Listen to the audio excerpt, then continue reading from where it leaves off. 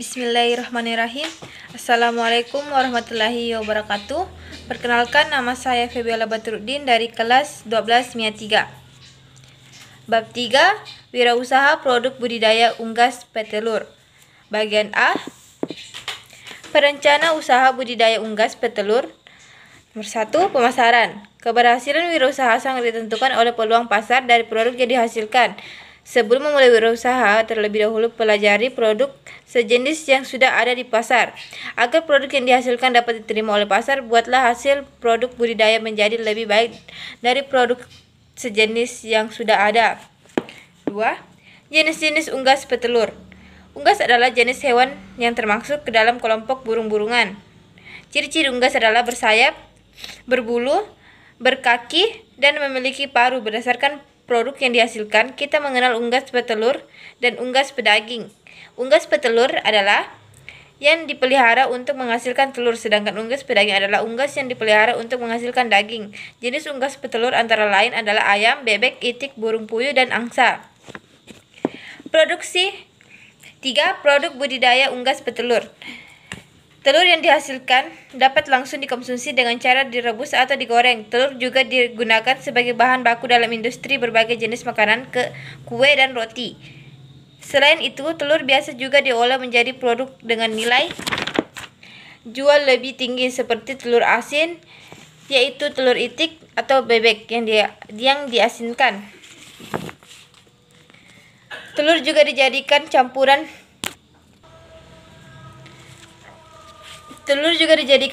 minuman yang dianggap sangat bermanfaat untuk kesehatan, antara lain es teh meje, teh telur, atau kopi telur. Minuman ini dicampurkan dari telur mentah yang dikocok terlebih dahulu. 4. Sebagai anugerah Tuhan Yang Maha Kuasa. Telur merupakan sumber protein dan lemak hewani yang murah dan mudah didapatkan. Berbagai jenis unggas petelur hidup di sekitar kita secara alami. Unggas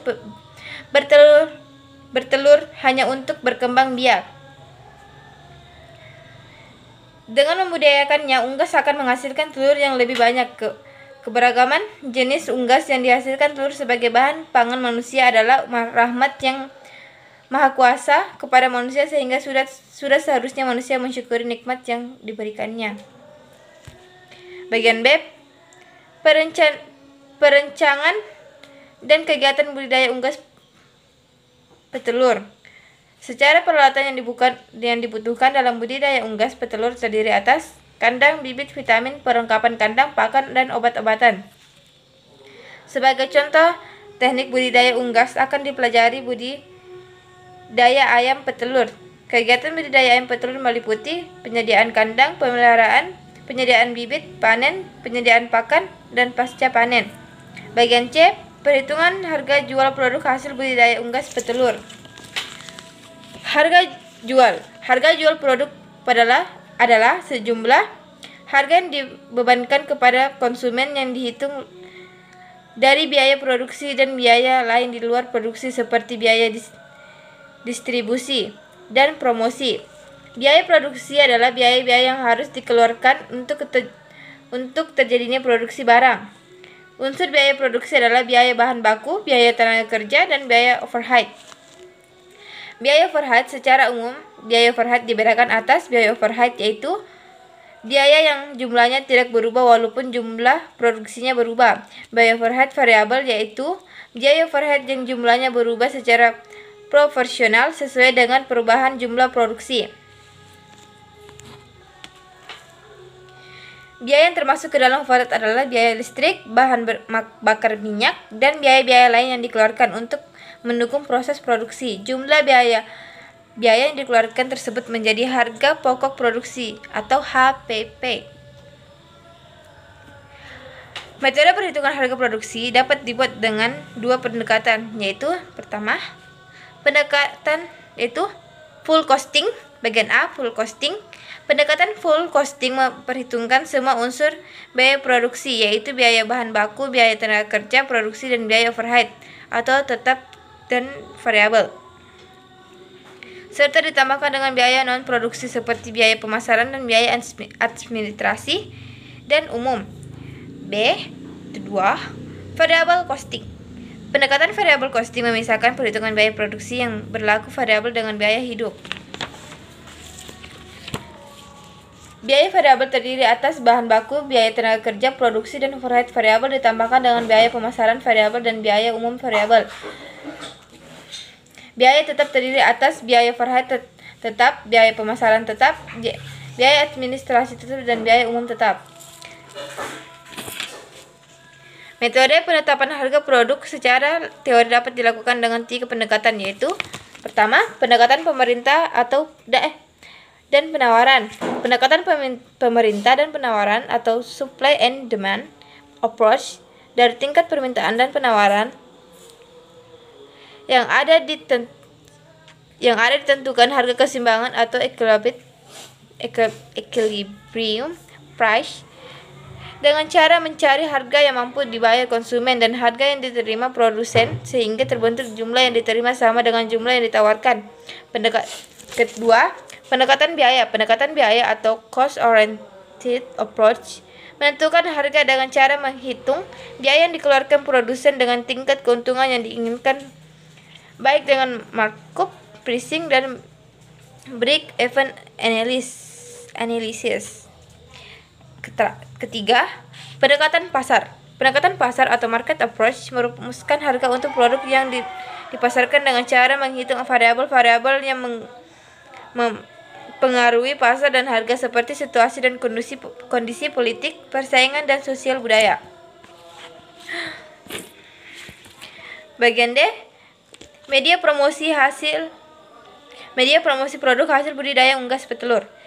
Pengertian dan jenis-jenis promosi hasil budidaya unggas petelur. Pertama, promosi merupakan salah satu strategi pemasaran. Kedua, strategi pemasaran produk memanfaatkan bauran dari strategi produk, flash price, dan promotion, atau dikenal pula dengan sebutan 4P. Ketiga, pada pembelajaran sebelumnya telah dibahas tentang produk, dan harga, price. Keempat, kesuksesan suatu produk di pasaran tidak hanya ditentukan oleh kualitas produk dan harga yang tepat, melainkan juga tempat penjualan atau price dan cara promosi atau promotion. Kelima, kegiatan dan media promosi bergantung dari pasar sasaran yang merupakan target promosi tersebut dan tempat penjualan produk dilakukan. Keenam, promosi produk dapat dilakukan diantaranya dengan mengadakan kegiatan di suatu lokasi, promosi melalui poster atau iklan di media cetak, radio, maupun media sosial. Tujuan promosi: untuk mengenalkan produk kepada calon pembeli dan membuat pembeli membeli produk. Promosi yang tepat akan diikuti oleh 4 bentuk respon dari calon pembeli. Pertama, perhatian atau attention dari calon pembeli disebabkan oleh promosi yang menarik didengar dan dilihat serta unggul daripada promosi produk pesaing. Kedua, ketertarikan atau interest dari calon pembeli. Ketiga, keinginan atau desire calon pembeli untuk memiliki produk. Keempat, tindakan atau action, yaitu membeli. 4 bentuk respon dikenal dengan AIDA: attention, interest, desire, dan action. Media promosi. Media promosi dapat dikelompokkan menjadi promosi above the line dan below the line. Promosi above the line adalah promosi melalui iklan seperti iklan di media cetak, iklan radio, poster. Promosi below the line adalah promosi melalui kegiatan promosinya. Contohnya mengadakan kegiatan festival unggas petelur atau demo memasak untuk menunjukkan kualitas unggas petelur dan hasilnya. Apabila penjualan produk melalui sistem konsinyasi dengan menitipkan produk di koperasi sekolah, maka media promosi yang dapat dipilih adalah dengan meletakkan informasi tentang produk tersebut di koperasi agar pengunjung koperasi dapat mengetahui bahwa barang tersebut dijual di tempat tersebut. Apabila produk dititipkan di salah satu toko yang berbeda di pasar, maka di pintu pasar sebaiknya dipasang media promosi yang memberikan informasi tentang keberadaan produk tersebut. Di salah satu toko, promosi di lokasi berjualan juga harus diperkuat oleh informasi yang disampaikan melalui media-media lain. Bagian E, penjualan sistem konsinyasi produk hasil budidaya unggas petelur. Pengertian sistem konsinyasi. Penjualan dengan sistem konsinyasi adalah penjualan dengan cara menitipkan produk kepada pihak lain untuk dijualkan dengan harga jual dan persyaratan sesuai dengan perjanjian antara pemilik produk dan penjual. Perjanjian konsinyasi berisi mengenai hak dan kewajiban kedua belah pihak. Informasi yang harus ada dalam perjanjian konsinyasi adalah: pertama, nama pihak pemilik barang atau konsinyor. Kedua, nama pihak yang dititip barang atau konsinyi. Ketiga, nama dan keterangan teknis barang yang dititipkan. Keempat, ketentuan penjualan. Dan terakhir, kelima, ketentuan komisi keuntungan yang akan diperoleh oleh toko. Sekian dari saya. Wassalamualaikum warahmatullahi wabarakatuh. Bye bye, Ibu.